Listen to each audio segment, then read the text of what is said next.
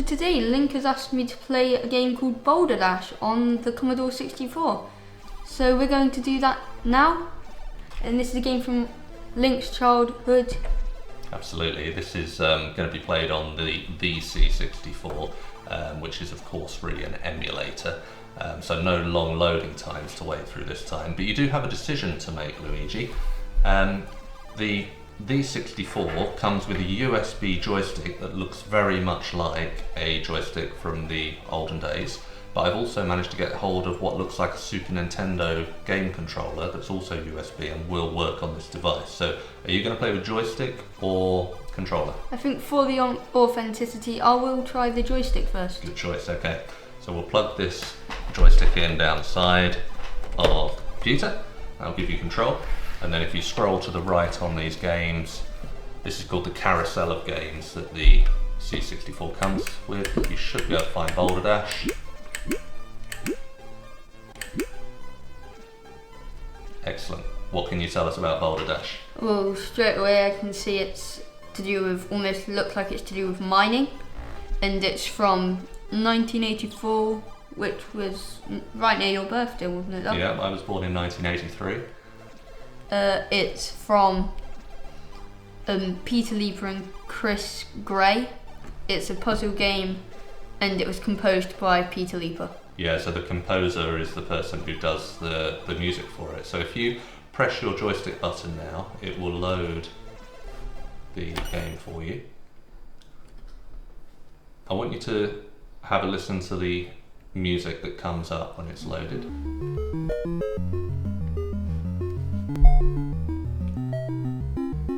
How does that compare to what you've seen in the Spectrum games? That is a lot better sound.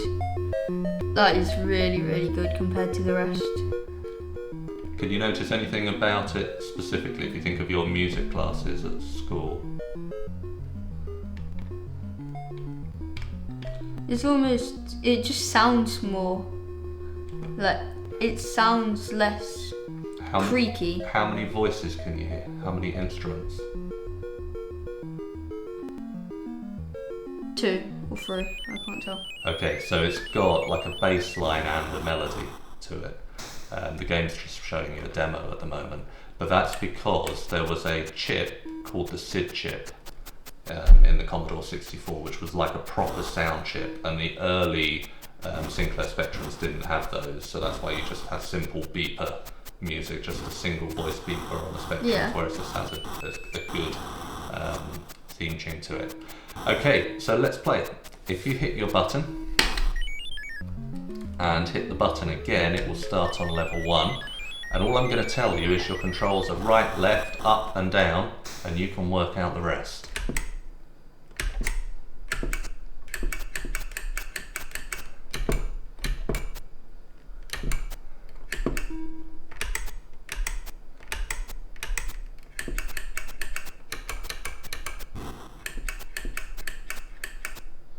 You can hold the joystick in position if you want to go several spaces.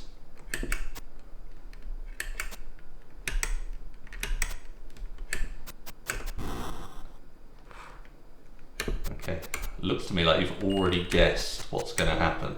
Yeah, I don't like the look of those boulders. Okay.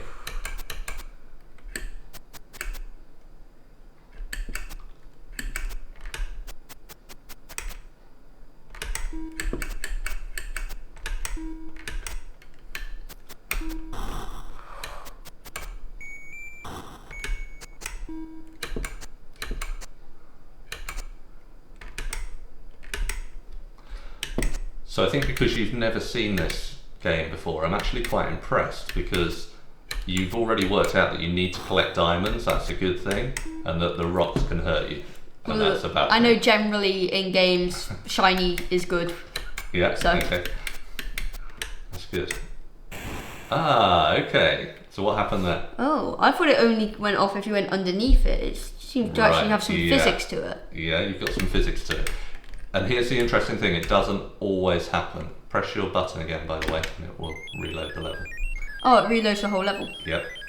What's the aim? To get every piece of diamonds? Yep, you've got to get all of the diamonds, it will unlock a door somewhere on the level, and then you can get out of the level, and you do have a timer counting down at the top. I see it.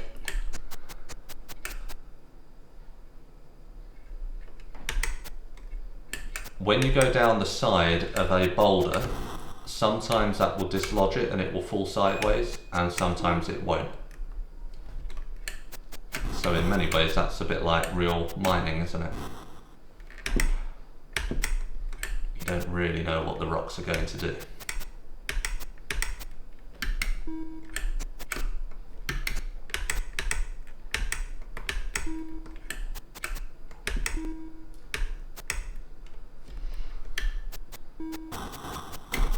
Well done. That's always a good strategy. Just run underneath nice and quickly. Oh, I tried to get to down, it wouldn't. I pressed it a couple of times. It gives me a funny feeling when my son gets squashed by a rock. Oh, I should have mentioned this. The character's called Rockford. So Peter Liepa named the character Rockford. I think Chris Gray is credited as working on the game as well, but from a little bit of research I've done, I think it was mainly the work of Peter Liepa, so apologies to Chris if I've got that completely wrong, but I think that's the gist of it. Clearly a multi-talented guy, because he can come up with the game design, and he can code it, and he can come up with what I think is quite a good theme tune for the sound as well. So you don't always get people who can do the whole job on their own. So what are your initial thoughts, Luigi? My initial thoughts is it's really good. The sound, it's weird. The sound is almost more realistic. Mm-hmm. Like the game design, I don't think I've ever seen a game like it, ever.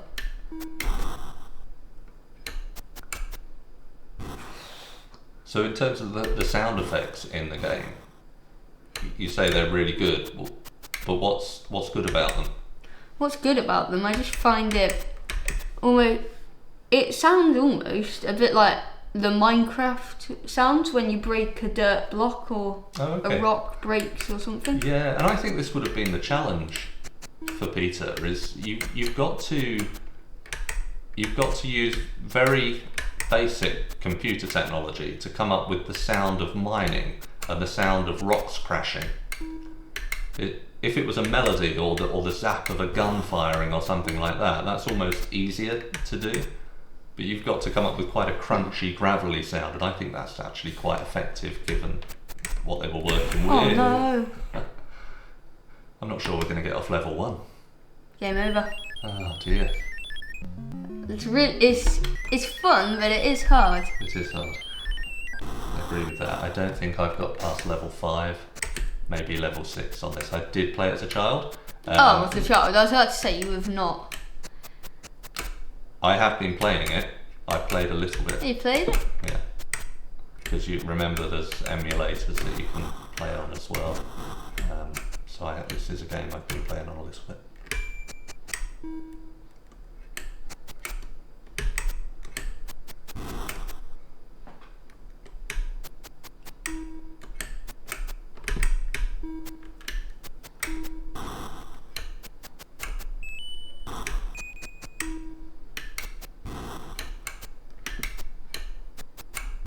So I think what we'll do is we'll see if you can just get down the bottom under here, do the last level of this level, if that makes sense, the bottom run. Is there only 3 things then? Is there what? Only 3 bottom bits? Yeah, there's 3 layers on this level. We'll see if you can get to the end of that and get onto level 2, and then we'll do some scoring. Oh, my hand. Okay, your hand, right. So let's do something. Let's switch over controller and you can compare the other controller. So I think if we just pull this out and plug the other one in, I think it will recognise it straight away without any issue. So you try, it's just the D-pad, left, right, up and down. There you go, look, that works. It's certainly quieter for me. I can't hear a clicking joystick all the time.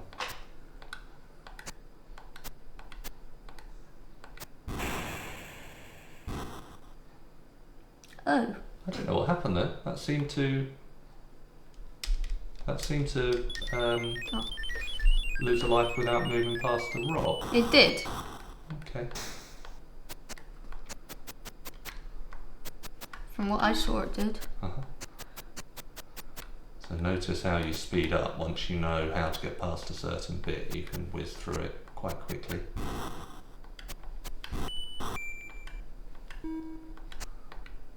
This game seems to have some delay where when you press it, it doesn't work all the time. That's right. That's right. I've noticed that. So for me, something like when you played Jetpack, all of the controls felt really reliable. It felt like every time you lost a life, it was because you'd made a bad decision. And I've noticed on Boulderdash, and it might just be the Commodore 64 version, but I've noticed that sometimes you press a button and it'll move you 2 squares, or it just won't respond to the button press at all. And I find that a little bit frustrating.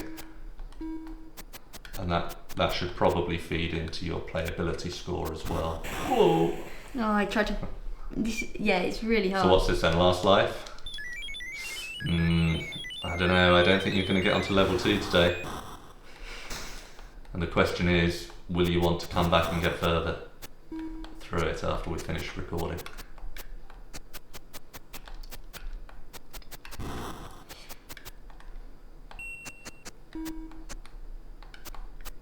Oh.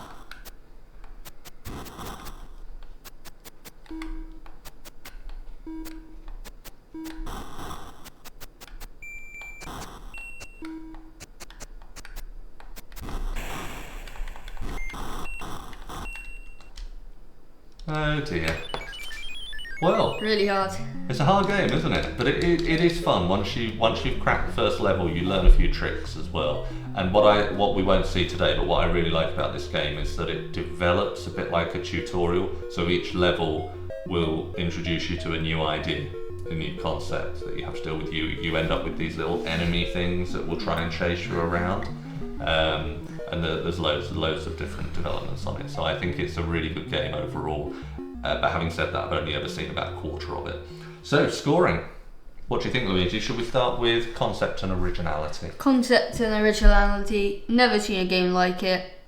The only time that I actually have seen a game like it is on a mobile game, which definitely didn't come out before this, so I'll give it a 10. A 10? Really good.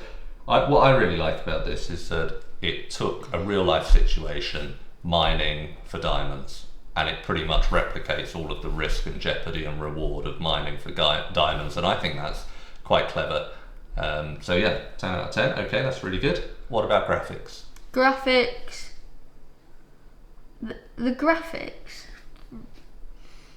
My only thing about the graphics is that the dirt is almost, instead of a piece of dirt, the dirt seems to be almost like a brown hedge. It looks more like a hedge than a... Yeah, it's more representative of what it should look like rather than what it actually looks like, isn't it? But having said that, if you compare it to the Spectrum, the colours are very different because it has a more pastel-y type of colour palette on the Commodore 64. And also, you don't get the attribute clash. Yeah. So there's kind of pros and cons to it. I think maybe what you're saying is the design could have been a bit more varied and a bit more interesting, but there's probably benefits as well. Yeah, I'd probably give it... I'll give it... This is purely because the attribute clash is just heavily annoying. I'll probably give it maybe an 8. Okay, great. And sound? Well, I'm going to give it probably 9. We've already talked about the sound a lot, haven't we? So, yeah, I think it's a good job. I really like the sound in this game. As much as you can like the sound of digging dirt and boulders being falling on top of your head. Yeah. Playability? Pure... Just because the buttons... It varies from way too sensitive and it'll go twice to not sensitive enough and it just won't work. So I'll probably give it a 5. 5, okay. I think I'd agree with that. I think it could work a little bit more smoothly, be a little bit less clunky. And then fun. Fun? It's annoying but addictive. So you think you're going to go back to this one and try and complete a few levels? I think I probably will, yeah. So I'm going to give it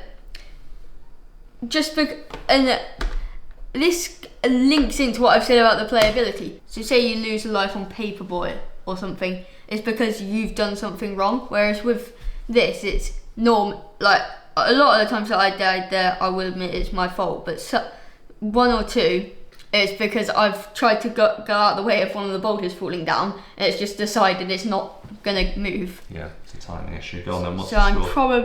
it's really fun other than that, so I'm probably going to give it a 7. Very good. 39 out of 50. I think that's a pretty good score.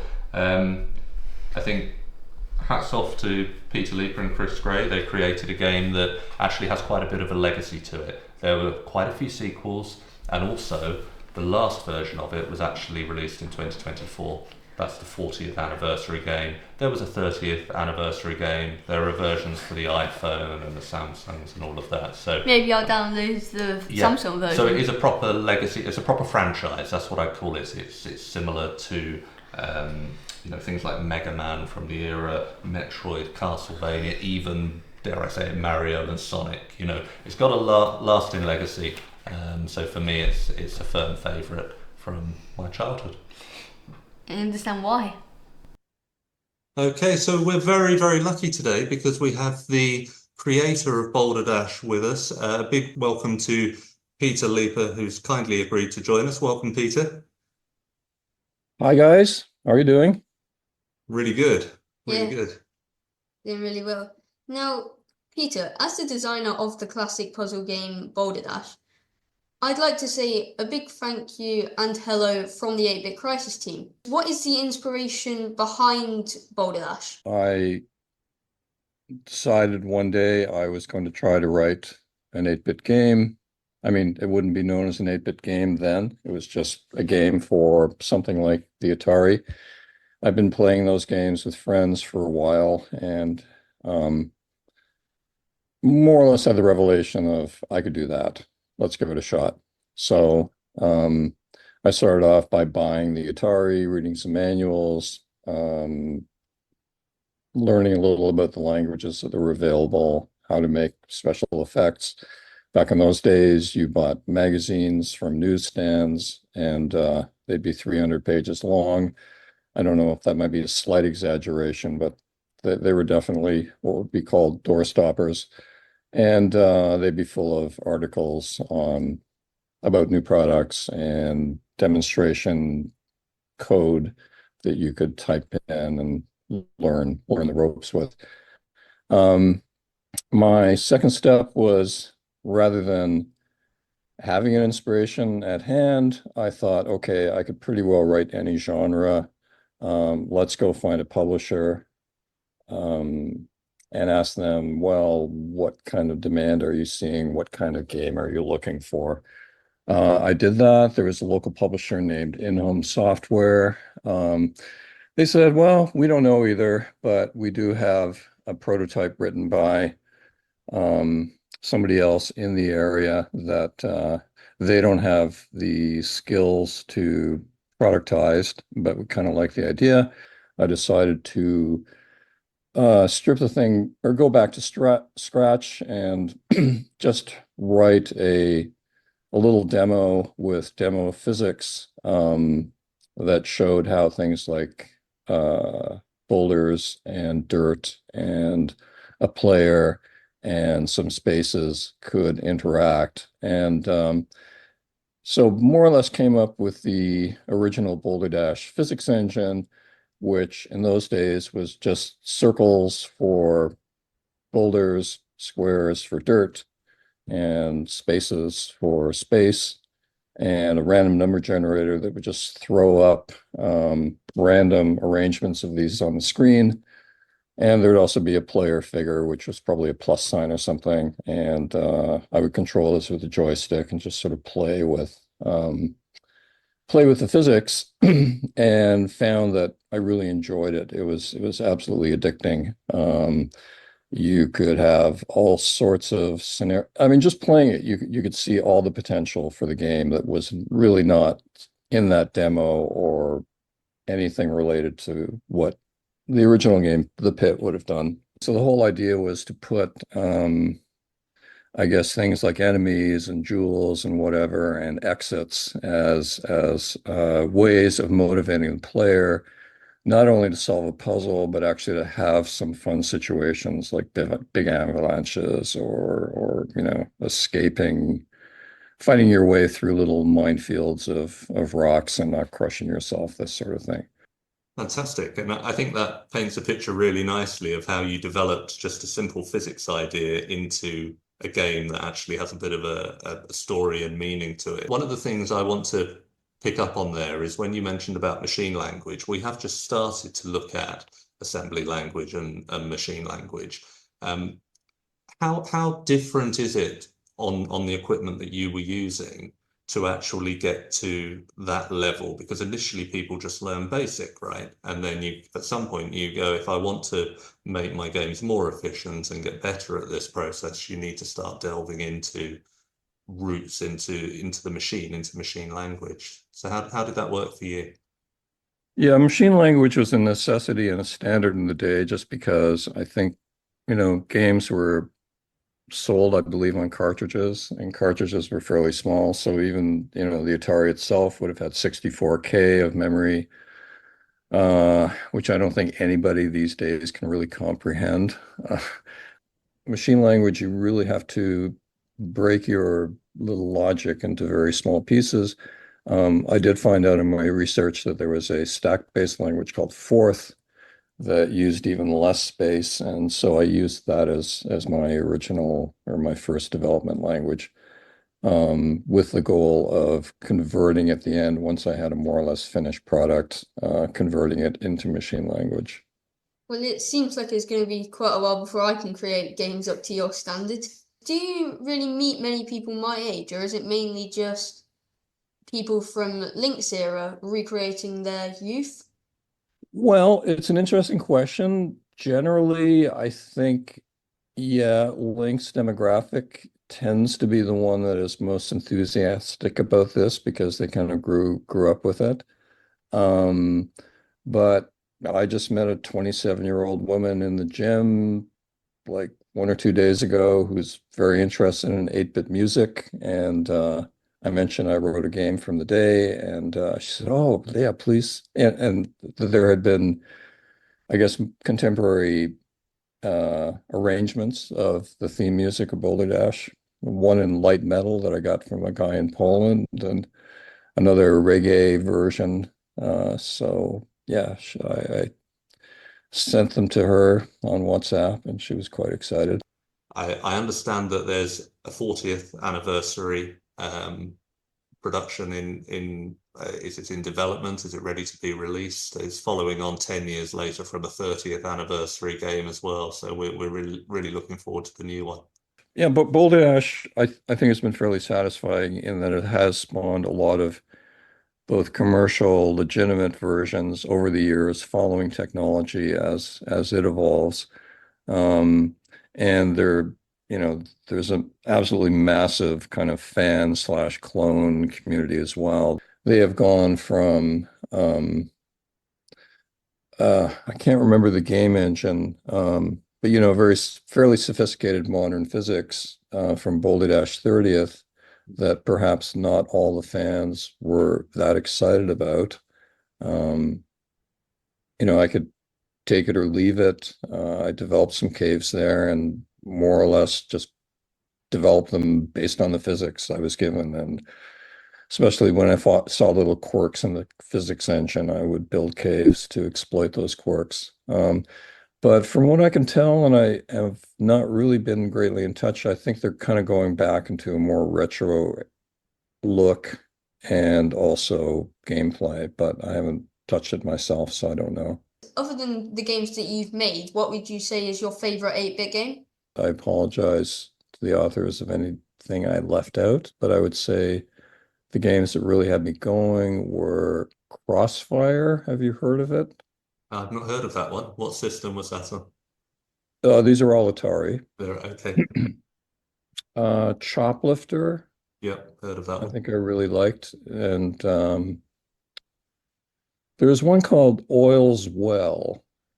that I really enjoyed. Oh, and Castles of Dr. Creep. You started the interview with the talk of the revelation that you might be able to do something like this, and I think as someone who was, I think, probably about 8 or 9 years old when I was enjoying your game for the first time, I actually had the same revelation myself. I thought, surely I can create one of these games, and I was reading the Commodore 64 manual, but I never got round to it. And you did. And for that, I'd like to say thank you, because I had a lot of fun with your game when I was younger. It was actually many years after it had been released, but still, it was great fun at the time. So thank you. But Thank you for the kind words, Link. I thought the point of this whole podcast, though, was finding out what Luigi thought. So yeah, well, of course, and he's already done his review. But why don't you let Yeah. us know what you thought? So I've really enjoyed it. I've played it a little bit out of screen. I think I nearly finished level 3, and I just had a really good time with it. It was really fun. And one of the Great. things you picked up on was the sound, wasn't it? Yeah, it sounded like almost, for the time, it sounded almost realistic. Yeah, I think it was this was the Commodore 64 version, of course, which we appreciate as a port. But it was the way that with the SID chip on that, it could make the actual sound of the scraping of the dirt sound so effective, and when the boulders crashed down, it sound real.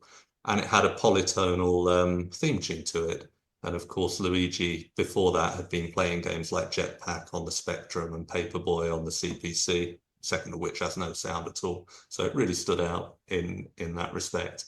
And you like the graphics as well, didn't you? Yeah. So yeah, he had a really good time with it. Yes, great discernment there and discrimination. Yes. Well, thank you very much, Peter. It's a pleasure to meet you.